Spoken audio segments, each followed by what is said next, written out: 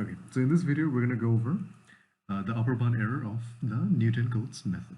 Okay, so let's start off with an example because I think that's the best way to demonstrate this. So in the previous video, we solved a problem with of approximating the integral of f of x equals to e to the power of x of over the interval a comma b, which was 0 comma 2, and we found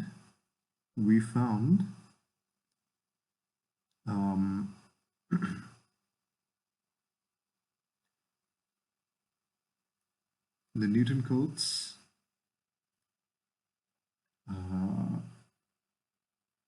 approximation for Newton-Cotes approximation with n equals to 1. Okay, so essentially we found I1 of f, okay, which was, it's basically let's see, this right here, right? Trapezium rule. Okay, so Newton-Cotes approximation with n equals to 1, it's the same as trapezium rule, right? Okay, so we found I1 of f, wonderful. So now the question is, what is the upper bound error of the trapezium rule for this particular problem? Okay, now if you recall, how did we exactly find the trapezium rule, or how did we exactly derive the trapezium rule? We got it from interpolating a linear polynomial, right, and then integrating that polynomial. Okay, so we know that we know from chapter 2 that whenever we find these polynomials, or whenever we obtain these polynomials, there's always an error term, right? There's always that Lagrange form of the remainder. Okay, so the Lagrange form of the remainder, you guys already know about this, but it's basically this error term, right? Times x minus x naught, x minus x1, all the way to x minus x n. Okay, and we take the absolute value.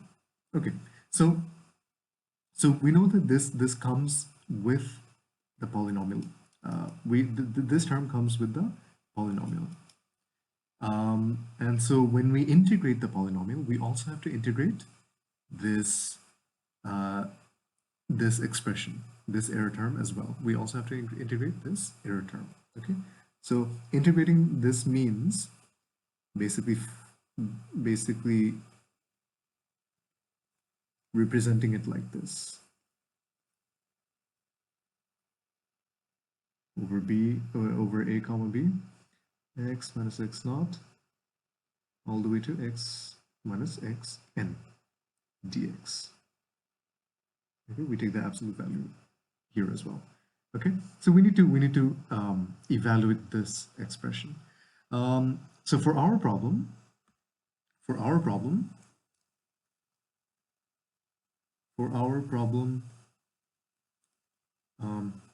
n equals to 1, because we're talking about the trapezium rule. A equals to 0 and b equals to 2, right? And again, the function is f of x equals to e to the power of x. Okay. So what that means is I have to evaluate this expression, e double derivative of xi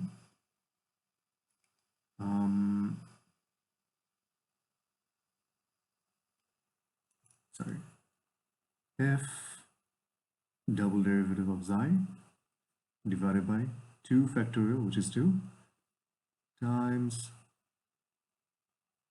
integral over integral from a to b of x minus a times x minus b dx. So we have to evaluate this expression. Okay, so first of all, f f of xi equals to e to the power of xi.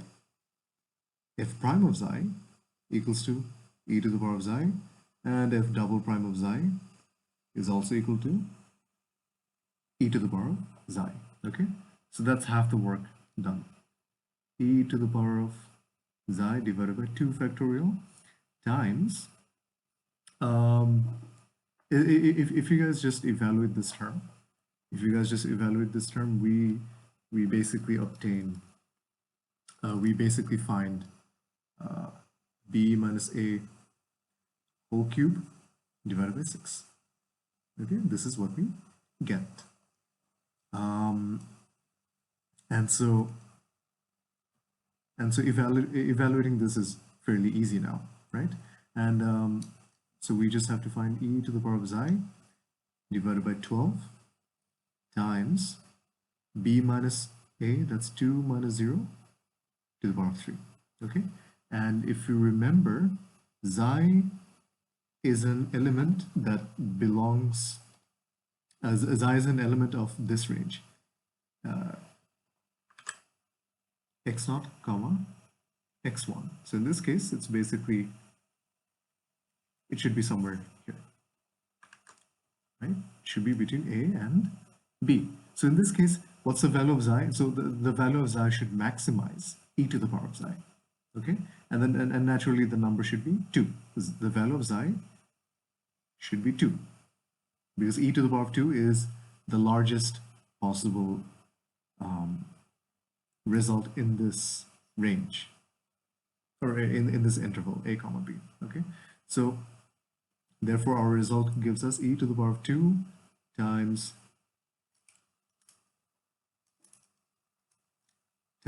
2 cube divided by 12, and this should give you, let's check, this should give you 4.926, like almost 4.926.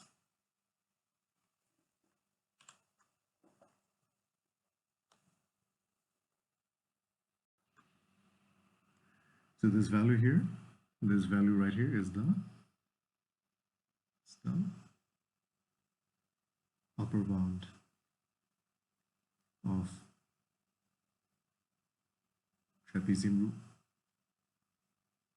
Okay, so you can find the upper bound of the Simpson's rule principally the same way.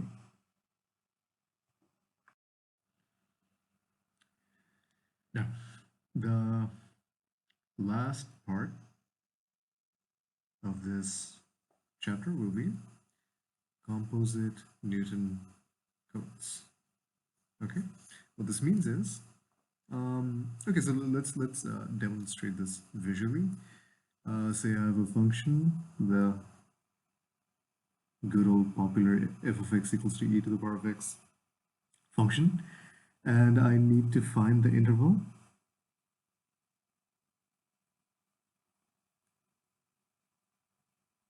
over here, right? So that's a, that's b. So I want to find the area here, right?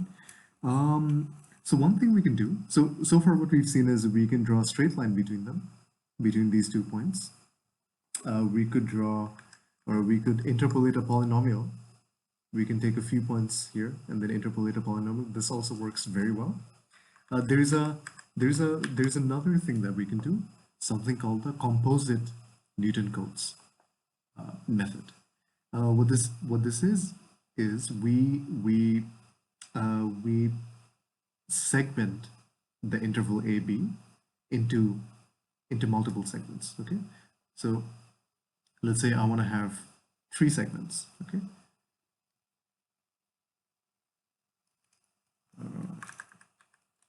we basically partition the interval AB equally into 3 segments. So let's say this is one segment, this is another segment, that's 1, 2, 3. Okay, and what we do here is we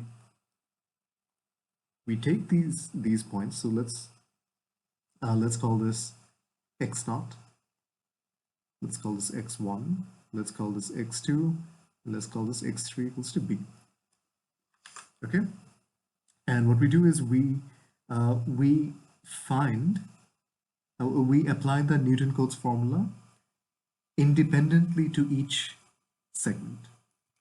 Okay, so what that means is I take x0 and x1 and I use the trapezium rule over here. And then I take x1 and x2, I use the trapezium rule here again. I take x2 and x3, and over here I use the trapezium rule once more. Okay, and then after and the trapezium rule basically, what does it do? It for the first segment it creates this polynomial, and I find the area under this polynomial. For the second segment, I obtain this polynomial, this single line, or sorry, this straight line polynomial, and I find the area under this curve, under this straight line.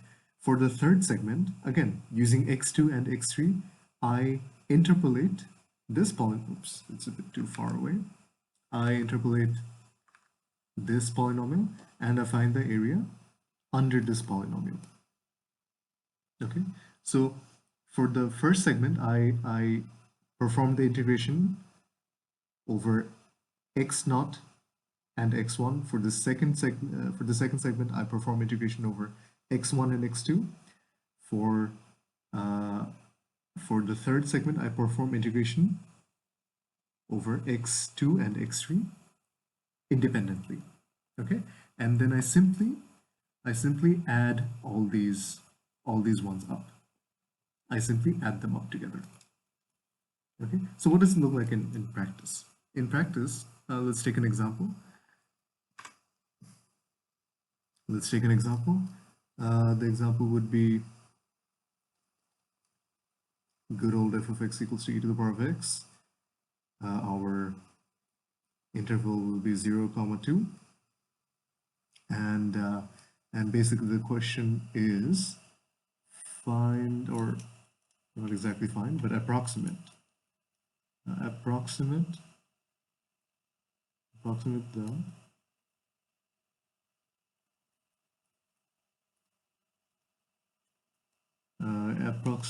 the definite integral over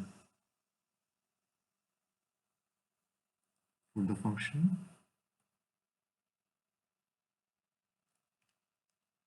over 0, 2 using composite Newton-Cotes. Okay, so that's the prompt that we have. Fine. Now, one important detail. With m equals to 3 segments. Okay, with m equals to 3 segments. Fine. Now, first of all, to perform this, since I need to make 3 segments, I need to know the values of x0, x1, x2, and x3, right? Because there are 3 segments, therefore there will be 4. I need to know about these 4 points. Now the first point is always going to be A, and the last point is always going to be B. Okay, and similar to how we chose equidistant nodes in the previous video, we'll do the same thing here. Okay, we need to find H. We need to find first we need to find H. This H will be B minus A divided by M. It's simply B minus A divided by M. So for this problem, H is 2 by 3. Okay, and then we know that x0 is equal to A, x1 is equal to A plus H, x2 equals to A plus 2H, x3 equals to B. Okay, so A plus H is essentially just 2 by 3. And then we have, this is 4 by 3, and then this is 2. Okay, so I have x0, x1, x2, and x3. Okay, I have these, and now I can simply use a general formula. Okay, so as I said, we're adding these independent trapezium rules up. So how about we do that here? Okay, so just to distinguish them, this is for segment 1, this is for segment 2, this is for segment 3. Okay, 3 trapezium rules for the 3 segments. I'm just indexing them. Okay, and what do we have? So what do we get here? We get let's see.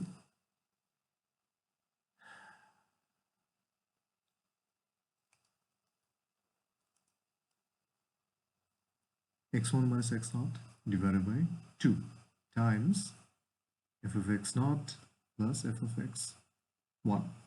That's for the first one. That's for the first trapezium rule. For the second trapezium rule, we have x2 minus x1 divided by 2 times f of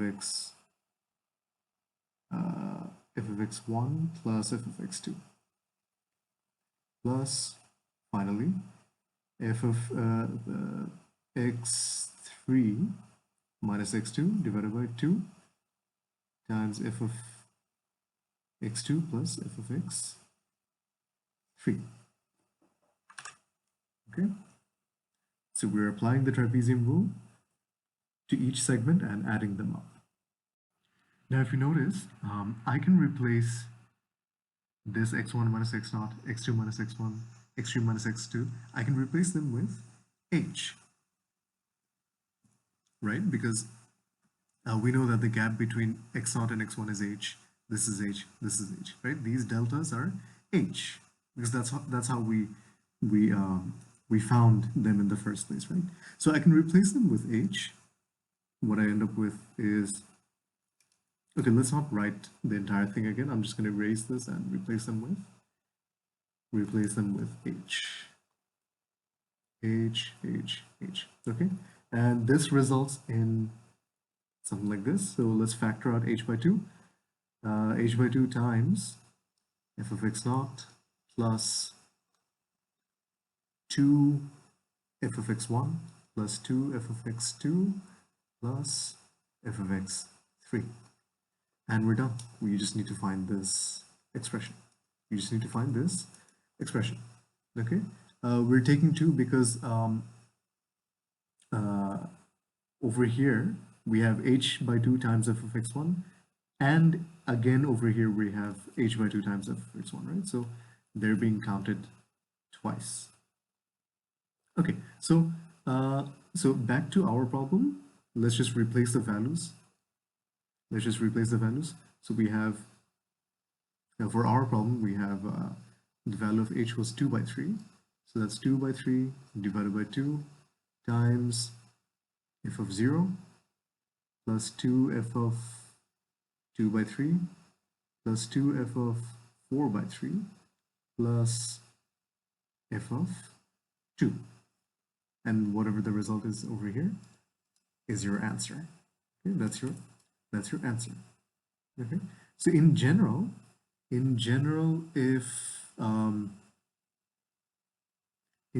the question is like this, you have some f of x, you have some interval a comma b, and you need to find, and you have the number of segments m, right? You have the number of segments m. What you essentially need to do is just simply solve this. C1 comma n equals to h by 2. It's a general formula. H by 2 times f of a plus 2 f of x1 plus 2 f of x2 all the way to plus 2 f of it's going to be